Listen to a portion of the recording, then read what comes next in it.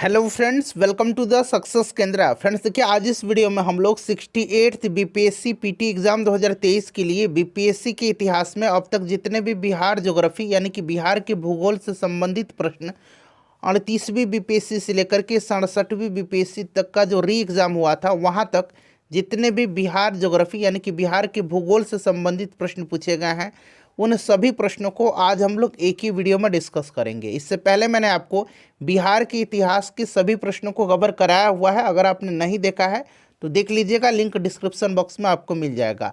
साथ ही साथ देखिए फ्रेंड्स, हम लोग दृष्टि आईएएस का प्रैक्टिस सेट भी कवर कर रहे हैं 68th बीपीएससी के लिए।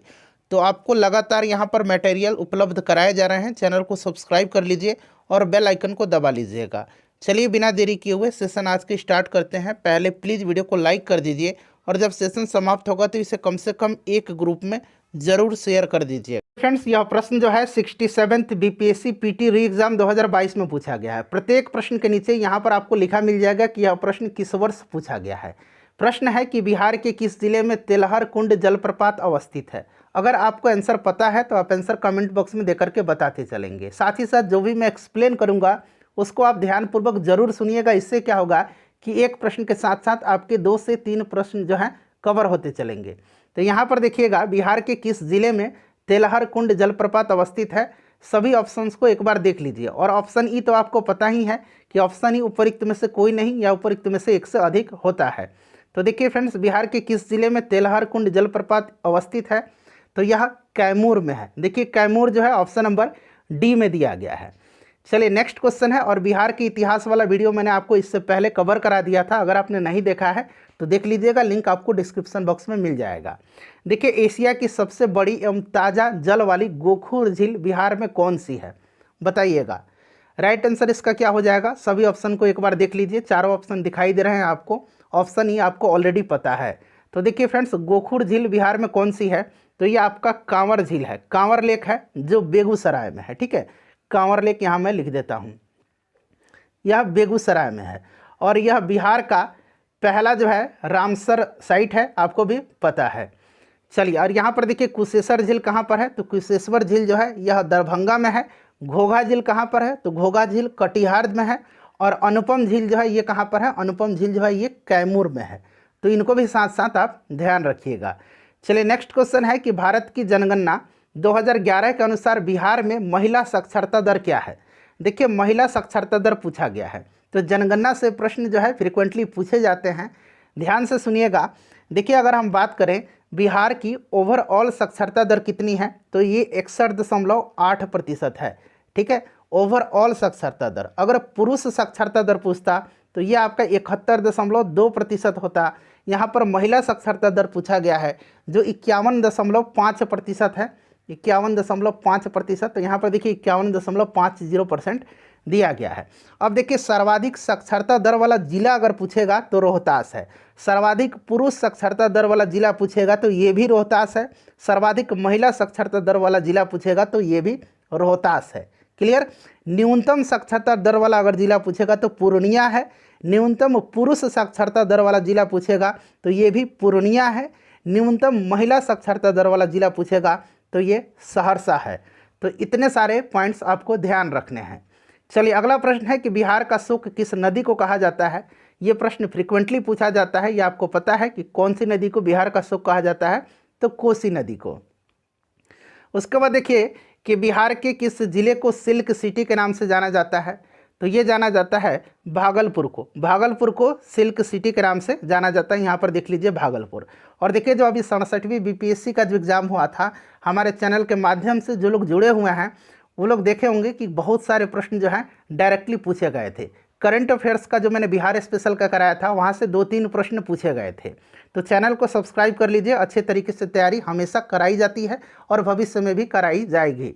देखिए, बिहार के किस जिले में सबसे अधिक सोने का भंडार मिला है, तो आपको पता है कि भारत के सबसे बड़े स्वर्ण भंडार की खोज की गई है जमुई जिले में। तो यहाँ पर देखिए जमुई इसका राइट आंसर हो जाएगा।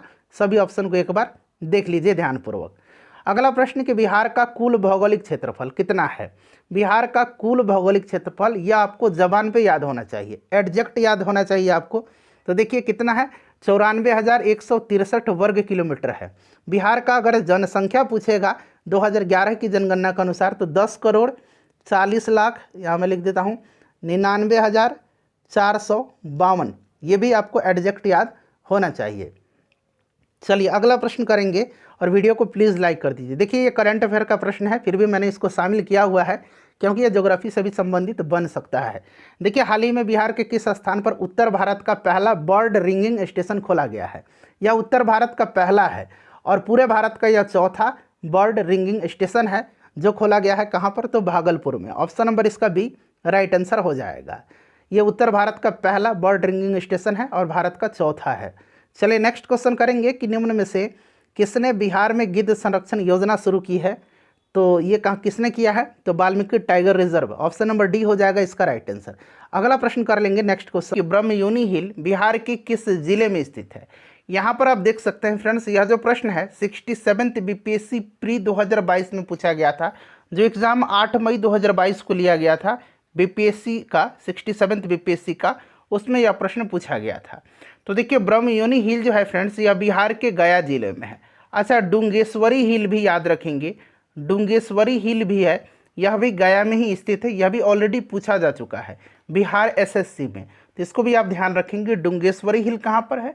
तो गया में है। और ब्रह्मयोनी हिल कहाँ पर है? तो यह भी गया में है। देखिए आंसर अगर आपको पता है फ्रेंड्स तो आंसर आप कमेंट बॉक्स में देकर के बताते चलिएगा। देखिए बिहार के किस कृषि जलवायु क्षेत्र में सबसे अधिक जिले हैं? तो सबसे पहले जान लीजिए कि बिहार पहले किस कृषि जलवायु क्षेत्र में आता है। तो बिहार जो है यह कृषि जलवायु क्षेत्र 4 में आता है। बिहार जो है कृषि जलवायु क्षेत्र 4 में आता है, जिसे मध्य गंगा का मैदानी क्षेत्र कहा जाता है। और बिहार में कितने कृषि जलवायु क्षेत्र हैं? तो देखिए बिहार में 3 कृषि जलवायु क्षेत्र मौजूद हैं। पहला उत्तर पश्चिम, दूसरा उत्तर पूर्व और तीसरा दक्षिण। ठीक है, यानी कि पहला जो उत्तर पश्चिम है, यहाँ पर आप देख सकते हैं, पहला जो उत्तर पश्चिम है इसको फेज 1 कहा जाता है। दूसरा है फ्रेंड्स, दूसरा जो है यह है आपका उत्तर पूर्व, इसको फेज 2 कहा जाता है। और तीसरा है दक्षिण फेज, जिसको कि फेज 3 कहा जाता है। तो अगर मेरे हिसाब से देखा जाए तो देखिए जो उत्तर पश्चिम है यानी कि फेज 1 है, इसमें टोटल जिले कितने हैं? तो इसमें टोटल 13 जिले हैं। ठीक है, उसके बाद देखिए फेज 2 जो है उत्तर पूर्व, इसमें टोटल 9 जिले हैं। और जो दक्षिण फेज है जिसको कि फेज 3 कहा जाता है, दक्षिण फेज, यहाँ मैं लिख देता हूँ, इसको फेज 3 कहा जाता है। ठीक है फ्रेंड्स, देखिए इसमें जो है 2 भाग में इसको बांटा गया है। एक दक्षिण पश्चिम का मैदान जिसमें कि टोटल 10 जिले हैं, और दूसरा है दक्षिण का पठार जिसमें कि टोटल 5 जिले हैं। तो इस प्रकार से अगर देखा जाए तो सबसे ज़्यादा जो जिले हैं वह दक्षिण फेज में है, यानी कि फेज 3 में है, जो कि ऑप्शन में नहीं दिया गया है। ऑप्शन के हिसाब से अगर हम बात करेंगे तो यहाँ अगर निम्नलिखित लिखा रहता तब हम यहाँ ऑप्शन बी पर क्लिक करते हैं, उत्तर पश्चिम, लेकिन निम्नलिखित नहीं दिया गया है। सीधे पूछ लिया गया है कि बिहार के किस जलवायु क्षेत्र में सबसे अधिक जिले हैं। तो बिहार का जो दक्षिण जलवायु क्षेत्र है यानी कि फेज 3, उसमें जिलों की संख्या सबसे ज़्यादा है। तो मेरे हिसाब से तो ऑप्शन ई होना चाहिए, ऊपरयुक्त में से कोई नहीं। एक बार आप अपने हिसाब से कमेंट करके बताइएगा, लेकिन इस घटना चक्र में आंसर बी दिया गया है। चलिए आगे बढ़ेंगे कि बिहार में मानव विकास उप मिशन के अंतर्गत कितने विभाग शामिल हैं? बताइए राइट आंसर इसका क्या हो जाएगा। तो देखिए फ्रेंड्स टोटल जो हैं ये कितने विभाग शामिल हैं उप मिशन के अंतर्गत? तो ये 7 हैं। कौन कौन से हैं? तो स्वास्थ्य विभाग है, दूसरा शिक्षा विभाग है, तीसरा समाज कल्याण विभाग है, चौथा अनुसूचित जाति जनजाति कल्याण विभाग है, पांचवा पिछड़ा वर्ग एवं अति पिछड़ा वर्ग कल्याण विभाग है, छठा अल्पसंख्यक कल्याण विभाग है और सातवां आपदा प्रबंधन विभाग है। तो इसको ध्यान रखेंगे। देखिए यह भी प्रश्न जो है 67th बीपीएससी प्री 2022 में पूछा गया है। चलिए प्रत्येक प्रश्न के नीचे आपको लिखा मिल जाएगा कि यह प्रश्न किस वर्ष पूछा गया है। देखिए यह भी जो है 67th बीपीएससी प्री 2022 में पूछा गया प्रश्न है। प्रश्न है कि बिहार के किस जिले में अबरख का भंडार है? बताइए, ऑप्शन के हिसाब से आपको बताना है कि अबरख का भंडार जो है यह कहाँ पर है। तो देखिए फ्रेंड्स अबरख जो है यह जमुई जिला के चकाई बटिया एवं चरका पत्थर, नवादा जिला के अधिकतर क्षेत्र में, उसके बाद देखिए गया के बिजौर विष्णुपुर में अबरख का विशाल भंडार उपलब्ध है। तो ऑप्शन में ना ही जमुई दिया गया है ना ही नवादा दिया गया है, ऑप्शन में आपको दिया गया है गया। तो गया इसका राइट आंसर हो जाएगा। ऑप्शन नंबर इसका सी जो होगा करेक्ट आंसर हो जाएगा। चलिए आगे बढ़ेंगे कि सोन और गंगा नदी का संगम बिहार के किस जिले में स्थित है। तो सोन और गंगा नदी जो है, यानी कि गंगा में सोन आकर के मिलती है पटना में। ऑप्शन नंबर बी इसका राइट आंसर हो जाएगा। चलिए आगे बढ़ेंगे कि झारखंड बनाने के लिए बिहार को किस वर्ष विभाजित किया गया था। तो देखिए बिहार से अलग झारखंड कब हुआ था, तो 15 नवंबर सन 2000 को, यहाँ मैं लिखता हूँ 15 नवंबर 2000 को जो है झारखंड बिहार से अलग हुआ था। तो ये सब ध्यान रखेंगे, ठीक है। देखिए ये भी प्रश्न जो है 2022 बीपीएससी प्री में पूछा गया प्रश्न है। उसके बाद चलिए अगला प्रश्न है कि 2011 की जनगणना के अनुसार बिहार की किस जिलों में पुरुषों से ज़्यादा महिलाएं हैं। यानी कि आपसे अगर हम बात करें तो स्पष्ट तौर पर पूछा गया है कि लिंगानुपात जो है सबसे ज़्यादा किस जिले में है। तो लिंगानुपात जो है यह गोपालगंज में सबसे ज़्यादा है।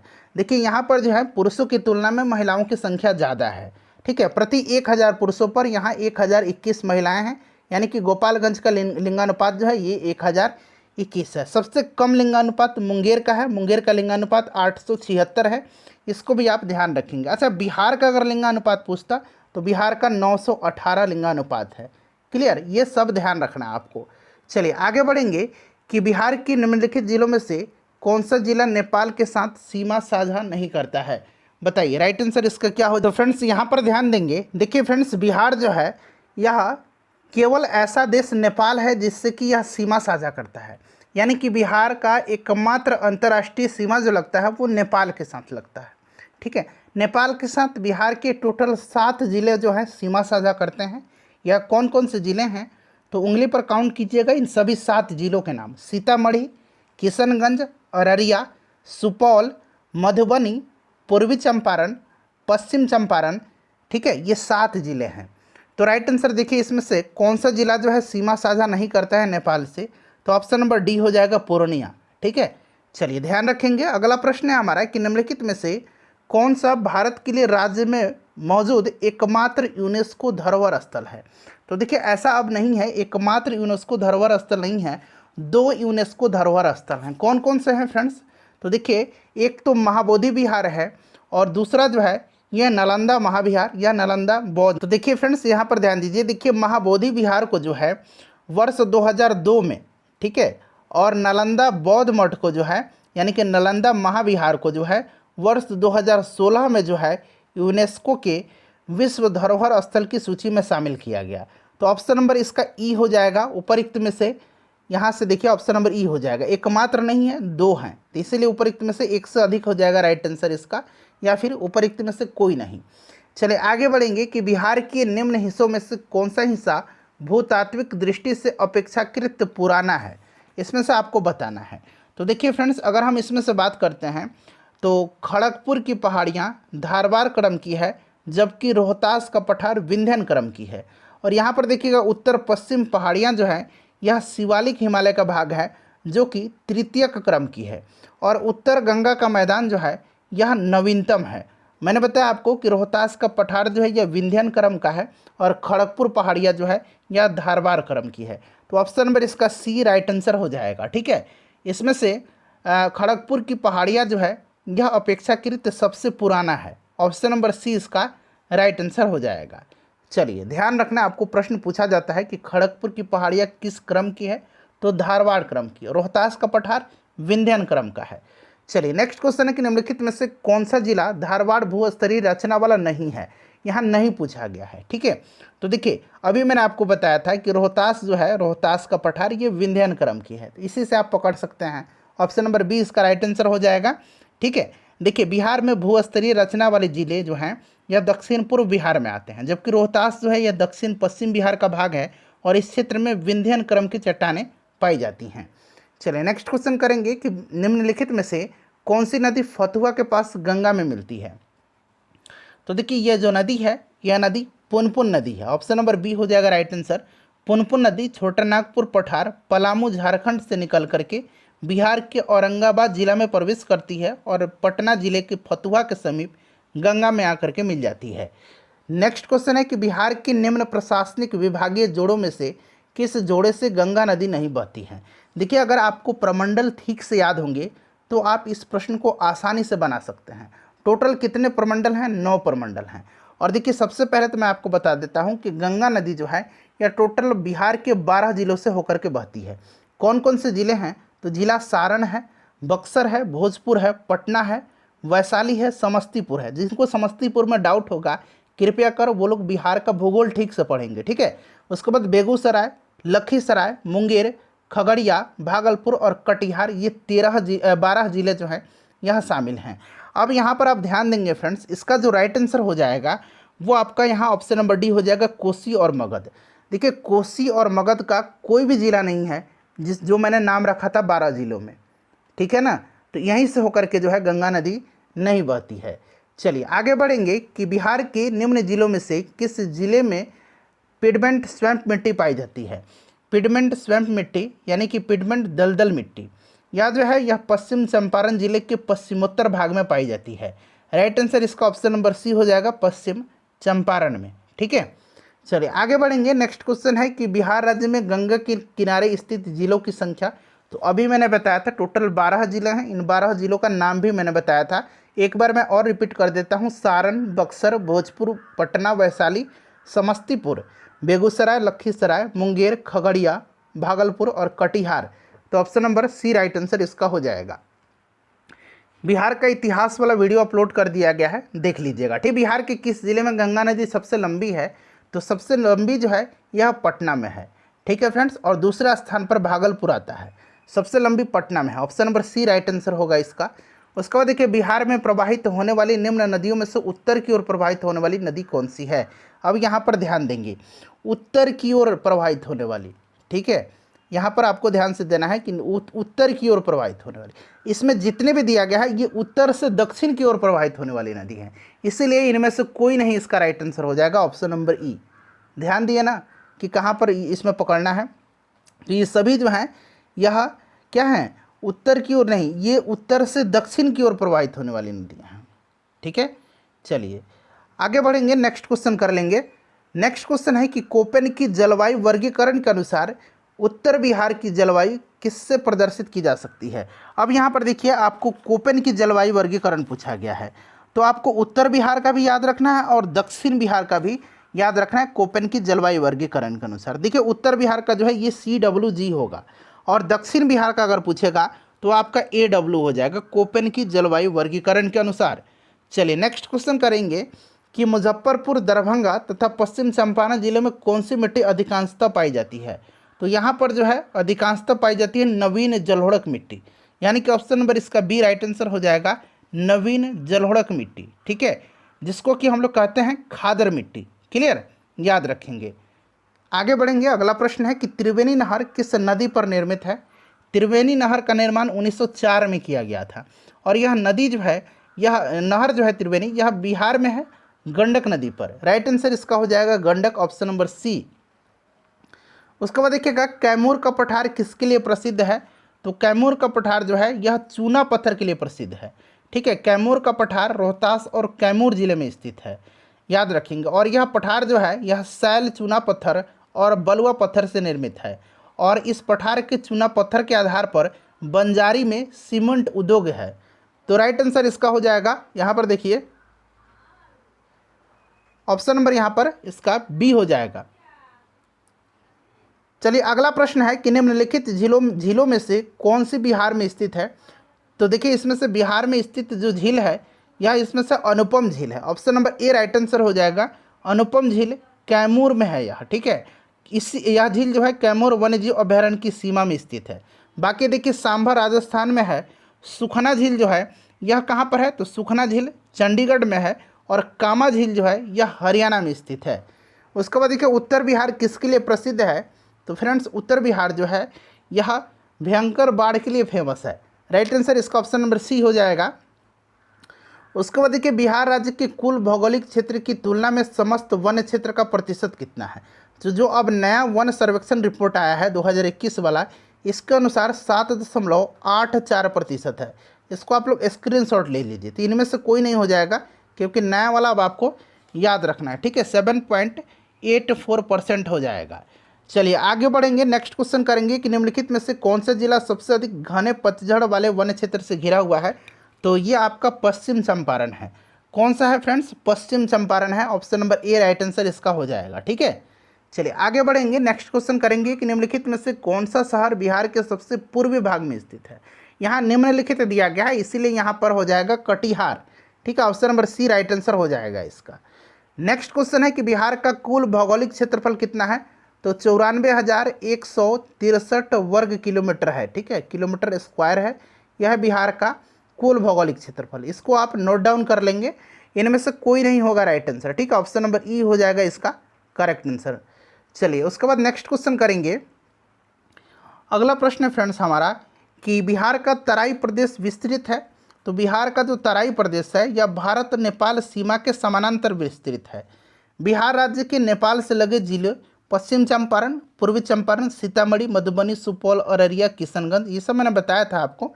तो भारत नेपाल सीमा के समानांतर, ऑप्शन नंबर बी हो जाएगा। उसके बाद देखिएगा कि बिहार की सुमेश्वर श्रेणी कहाँ पर है, तो देखिए सुमेश्वर श्रेणी जो है यह पश्चिम चंपारण में है।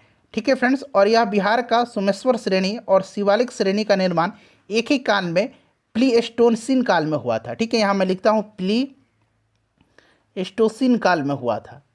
क्लियर, ध्यान रखेंगे। और यह उपरोक्त तीनों जो दिया गया, पारसनाथ की पहाड़ी से पुरानी, राजमहल की पहाड़ी से पुरानी और खड़गपुर की पहाड़ी से पुरानी, तो ऑप्शन नंबर डी हो जाएगा, इन सबों में यह नहीं है। ठीक है, चलिए आगे बढ़ेंगे, नेक्स्ट क्वेश्चन करेंगे कि बिहार में राष्ट्रीय राजमार्गों की कुल लंबाई कितनी है। अब देखिए ये पुराना दिया गया है प्रश्न, चूंकि ये 2001-2 में पूछा गया है। अभी मैं आपको लेटेस्ट आंकड़ा बता रहा हूँ, इसको आप ध्यान रखेंगे। ठीक है फ्रेंड्स, देखिए अभी जो नया आंकड़ा है अगस्त 2021 तक का मैं आपको आंकड़ा बता रहा हूँ। अगस्त 2021 तक जो है अगर हम बात करें 31 अगस्त 2021 तक उपलब्ध जो आंकड़ा था उसके अनुसार 5940 किलोमीटर है।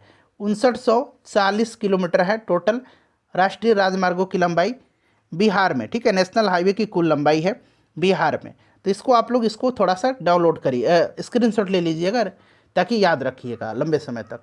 देखिए निम्न में से किस जिले में बिहार का एकमात्र राष्ट्रीय उद्यान स्थित है, तो एकमात्र राष्ट्रीय उद्यान वाल्मीकि राष्ट्रीय उद्यान, वाल्मीकि नेशनल पार्क एकमात्र नेशनल पार्क है बिहार का, जो कि फ्रेंड्स कहाँ पर है, तो यह पश्चिम चंपारण जिले में है। उदयपुर वन्य जीव अभयारण्य भी है यहीं पर। ठीक है, और सरयामन झील, ठीक है, सरयामन झील या सरयामन झील भी याद रखेंगे, यह भी पश्चिम चंपारण जिले में ही है। चलिए उसके बाद देखिएगा कि निम्नलिखित में से कौन सा वन्यजीव अभयारण्य बिहार के मुंगेर जिले में स्थित है, तो इसमें से देखिए बिहार में भीम बांध वन्यजीव अभयारण्य है। अच्छा, कांवर झील जो है ये कहाँ पर है, तो इसको भी याद रखेंगे। कांवर झील बिहार का पहला रामसर स्थल है और कहाँ पर है, तो फ्रेंड्स यह बेगूसराय में है। ये प्रश्न पूछा गया था। ठीक है, चलिए अगला प्रश्न है कि पुराना बिहार का कितना प्रतिशत जमीन लेके झारखंड राज्य बना था, बताइए इसका राइट आंसर क्या। तो देखिए बिहार जो है मतलब झारखंड जो है बिहार से कब अलग हुआ था, तो 15 नवंबर 2000 को। ठीक है, और 45.84% जमीन लेकर झारखंड एक अलग राज्य बना था। तो ऑप्शन में 45.85 दिया गया है, तो आसपास है, ऑप्शन नंबर बी हम लगा सकते हैं। चलिए आगे बढ़ेंगे, नेक्स्ट क्वेश्चन है कि झारखंड बनने के पश्चात बिहार में लगभग कितने जिले रह गए थे, तो बिहार में 37 जिला था और 38वां जिला जो बिहार का बना वो कौन सा जिला है, तो फ्रेंड्स यह जिला अरवल है। ठीक है, अरवल बना है, जहानाबाद को विभाजित करके बनाया गया था 2001 में, इसको भी ध्यान रखेंगे। चलिए तो राइट आंसर 37 हो जाएगा इसका। नेक्स्ट क्वेश्चन कर लेंगे कि पटना का स्थानीय समय, इसका आंसर आप मुझे कमेंट करके बताइए, अभी तुरंत आप मुझे कमेंट करके इसका आंसर बताइएगा। ठीक है, चलिए इसका आंसर आपको कमेंट करके बताना है। नेक्स्ट क्वेश्चन करेंगे कि जुलाई 2018 तक पटना जिला बिहार के कितने जिलों से सीमाबद्ध है, बताइए। ये आपको ऐसे भी याद रखना है कि बिहार के कितने ज़िले जो हैं पटना ज़िले से लगते हैं, तो पटना जिला का सीमा भोजपुर, सारण, वैशाली, समस्तीपुर, बेगूसराय, लखीसराय, नालंदा, जहानाबाद और अरवल जिला से लगता है। टोटल 9 जिला इसका राइट आंसर हो जाएगा। ठीक है, चलिए नेक्स्ट क्वेश्चन करेंगे कि खनिज और जिले के निम्न जोड़ों में से कौन सा जोड़ा सही है, तो इसमें से बताना है आपको कि कौन सा जिला जो है यह आपका सही दिया गया, बताइए राइट आंसर इसका क्या हो जाएगा। तो देखिए राइट आंसर इसका हो जाएगा option number A, lime stone Kaimur. अभी मैंने आपको थोड़ी देर पहले बताया था। ठीक है, देखिए बिहार में कैमूर यानी कि भभुआ, मुंगेर और रोहतास जिले में लाइम स्टोन। उसके बाद यहाँ पर देखिएगा माइका जो है यह नवादा जिला, क्वार्टजाइट जो है यह लखीसराय, मुंगेर तथा नालंदा जिले में, और लेड जिंक जो है यह बांका और रोहतास जिले में पाया जाता है। तो मिलान है, ऑप्शन नंबर ए सही दिया गया है। चलो उसके बाद देखिएगा कि बिहार राज्य अवस्थित है निम्न देशांतरों यानी कि लॉन्गिट्यूड के मध्य। बताइए राइट आंसर इसका क्या हो जाएगा। तो देखिए बिहार राज्य जो है फ्रेंड्स, ये याद रखेंगे, यहाँ मैं लिख देता हूँ, इसका विस्तार जो है यहाँ देखिए 83 डिग्री 19 मिनट 50 सेकंड से, ठीक है, 88 डिग्री 17 मिनट 40 सेकंड पूर्वी देशांतर, ठीक है। तो इनमें से कोई नहीं इसका राइट आंसर हो जाएगा। चलिए नेक्स्ट क्वेश्चन करेंगे कि बिहार की सीमा से लगने वाले भारत के राज्यों की संख्या। तो ये 3 राज्य हैं, एक झारखंड हो गया, दूसरा उत्तर प्रदेश हो गया और तीसरा पश्चिम बंगाल हो गया। तो यहाँ पर 3 नहीं दिया गया, इसीलिए ऑप्शन ई इसका हो जाएगा, उपरोक्त में से कोई नहीं, ठीक है। चलिए नेक्स्ट क्वेश्चन करेंगे कि निम्नलिखित नदियों में से कौन बिहार में गंगा में मिलती है। तो गंडक, सोन, घाघरा, पुनपुन, ये सभी नदियाँ मिलती हैं। तो ऑप्शन नंबर ए हो जाएगा 1 2 3 4। उसके बाद अगला प्रश्न है फ्रेंड्स हमारा कि बिहार का अधिकांश क्षेत्र आच्छादित है। तो फ्रेंड्स यह किससे आच्छादित है, राइट आंसर इसका क्या हो जाएगा बताइए। तो बिहार का जो अधिकांश क्षेत्र आच्छादित है, यह किससे आच्छादित है। तो ऑप्शन नंबर बी हो जाएगा कछारी मिट्टी से, ठीक है। कछारी मिट्टी या दोमट मिट्टी, एक ही बात है फ्रेंड्स। पूरा आपको ज्योग्राफी मैंने कवर करा दिया था, अभी कवर